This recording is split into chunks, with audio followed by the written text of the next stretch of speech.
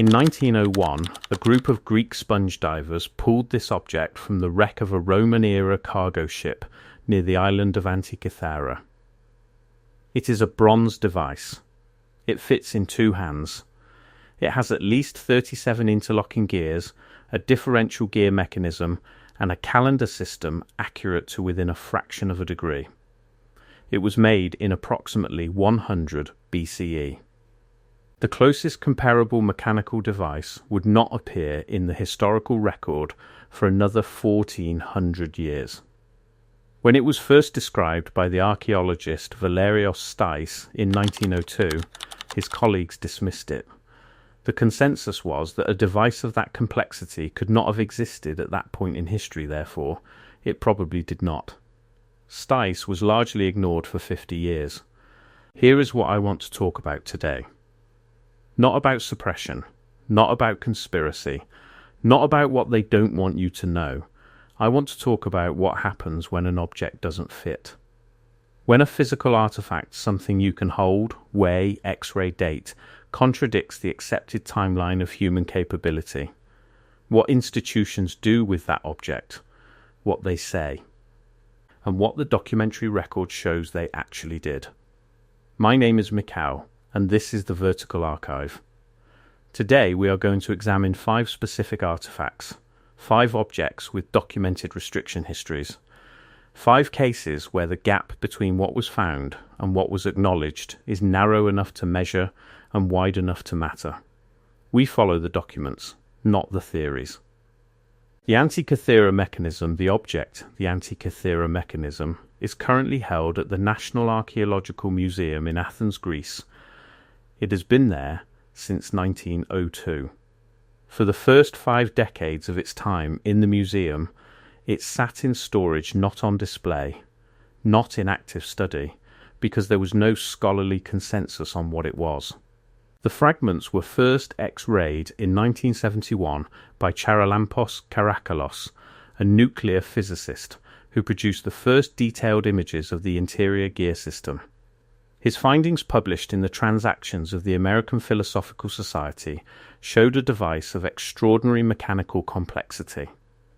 The first full 3D reconstruction was completed in 2006 by a team from University College London, Cardiff University, and the Aristotle University of Thessaloniki, funded by the Leverhulme Trust.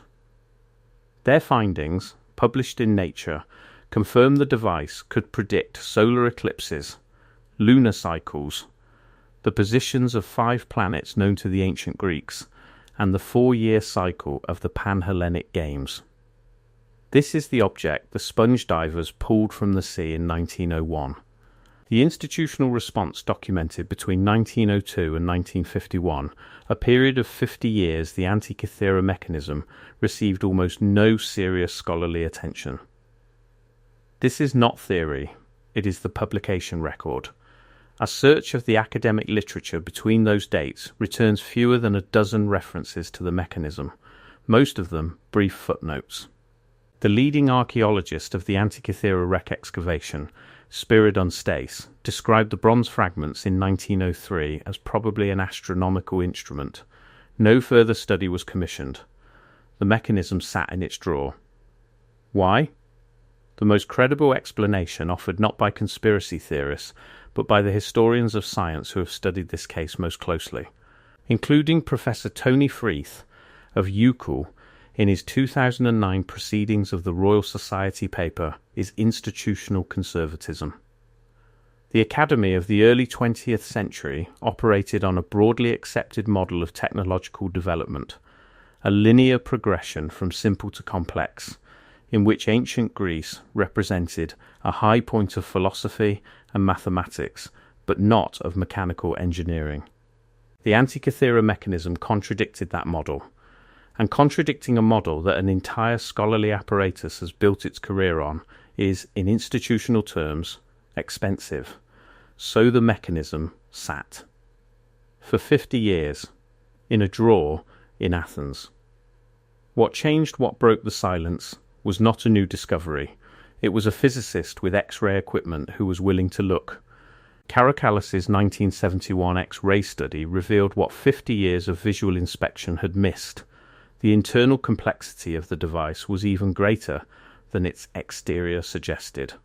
The images showed gear trains, scales, and inscription text that indicated the mechanism's operators knew the metonic cycle, the 19-year period after which lunar phases repeat on the same days of the solar year, and had built it into the device. This is knowledge that, in 100 BC, was supposed to be theoretical, mathematical, not engineered. The UCL team's 2006 study and the more recent Antikythera research team findings published in 2021 in Scientific Reports have since established that the front of the mechanism displayed a planetary model and that the rear tracked the Saros cycle and 18-year eclipse prediction period with a 223-month dial. What we have, in other words, is an analog computer, made 2,000 years ago. Still, as of this recording, held in a museum case in Athens, not restricted, not sealed, but for 50 years functionally invisible because the institution that held it did not have a framework for what it was. That is the first case. An object that disappeared, not because anyone locked it away, but because no one was willing to look at it. The Piri Reis Map, the object the Piri Reis Map, is a world map drawn on gazelle skin parchment, dated to 1513. It was compiled by the Ottoman Admiral Haji Ahmed Muhiddin Piri, known as Piri Reis, meaning Piri the captain, who documented his sources in marginal notes. He used approximately 20 reference maps, including 8 Ptolemaic maps, 4 Portuguese charts, and 1 map that he attributed to Christopher Columbus. The map was rediscovered in the Topkapi Palace archives in Constantinople in 1929 during a cataloguing effort ordered by the Turkish government following the transition to the Republic. It had been in storage, uncatalogued, since at least the 16th century. It is currently held at the Topkapi Palace Museum in Istanbul. It is not on permanent public display. It is exhibited intermittently, under controlled conditions due to its fragility. What the map shows, and what that means the standard cartographic anomaly discussion around the Piri Reis Map, concerns the southern coastline. The map shows a landmass at a latitude and longitude that corresponds, with notable accuracy, to the northern coastline of Antarctica, a continent that was not officially discovered until 1820. This claim has been disputed, defended, and redisputed by cartographers and historians for nearly a century. The serious scholarly debate is worth understanding carefully because it is more interesting than either the conspiracy version or the dismissive version. The dismissal argument, medieval and Renaissance era cartographers routinely included speculative southern continents, a terra australis incognita, as a theoretical necessity to balance the known northern landmasses.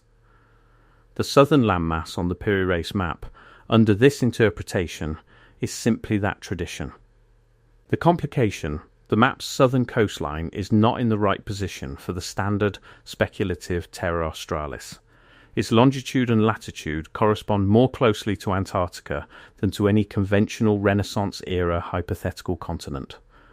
This was first noted seriously by Captain Lorenzo W. Burroughs, a U.S. Air Force cartographer, in a 1961 letter to Dr.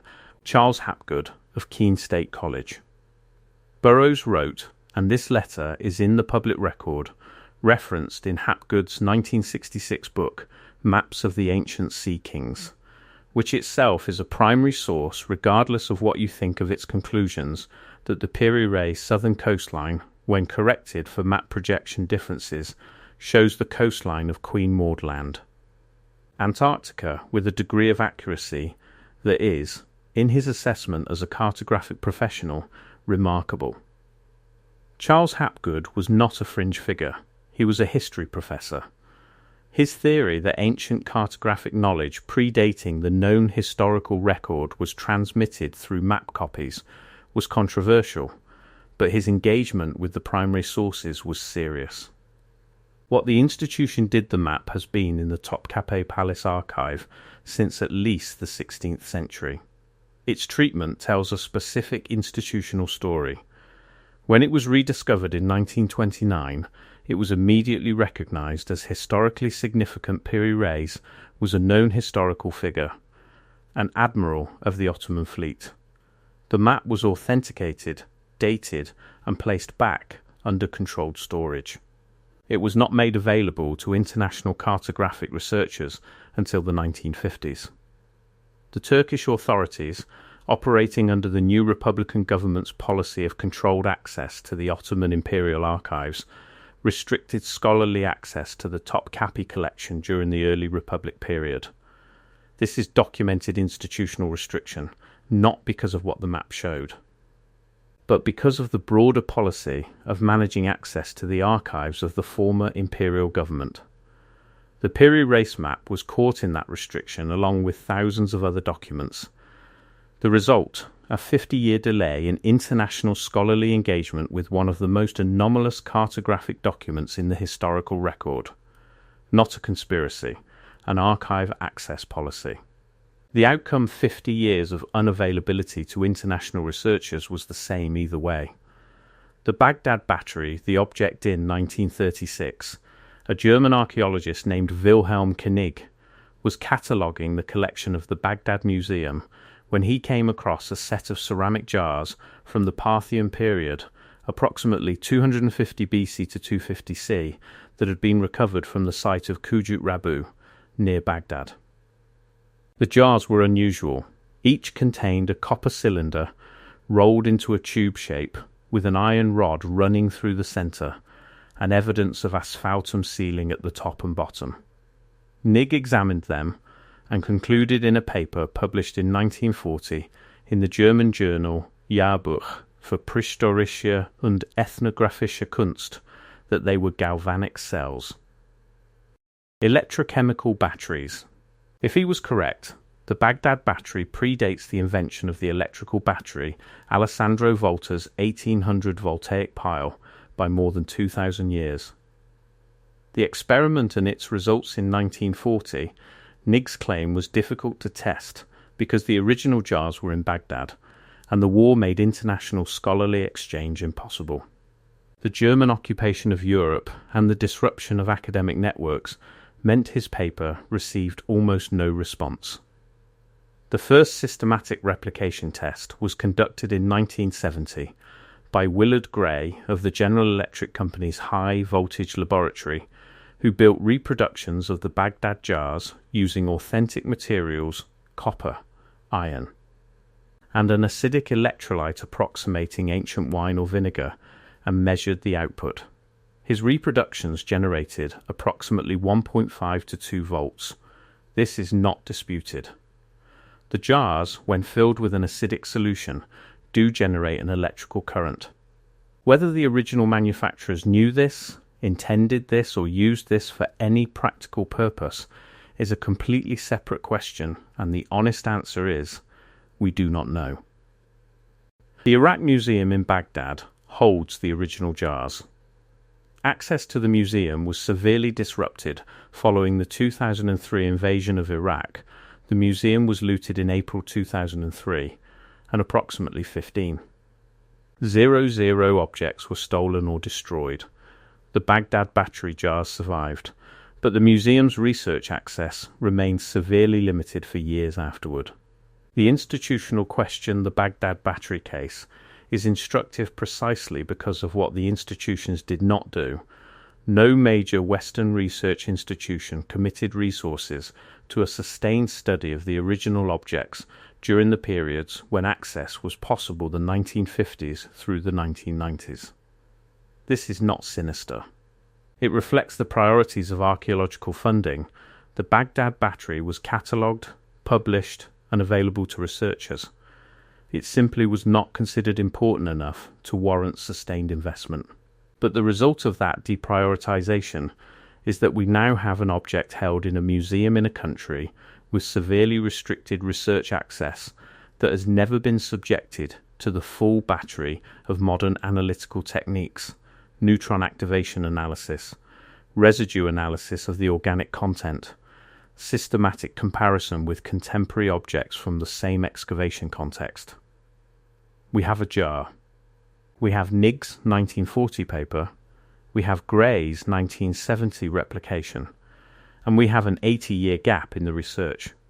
The Saqqara Bird, the object in 1898, during the excavation of the Paddy-Eman tomb at Saqqara, Egypt, a tomb dated to approximately 200 BC, a small wooden object was recovered that was catalogued and placed in storage at the Cairo Museum under the label Wooden Bird Model. It sat in the museum storage for 73 years. In 1969, an Egyptian physician and archaeologist named Dr. Khalil Misiha was examining the museum's collection of model birds when he noticed that one of them was different. It had no horizontal tail feathers, which all actual bird models have. Instead, it had a small vertical tail fin, a feature that is aerodynamically characteristic not of birds but of fixed-wing aircraft. He took the object out of storage, weighed it 39.12 grams, measured its wingspan 18 centimeters, and calculated its wing loading and center of gravity. His conclusion, published in 1973, the Saqqara Bird is not a decorative model. It is a scale model of a glider, with aerodynamic proportions that would generate lift in flight. He proposed that it was either a functional flying toy or a scale model of a larger craft.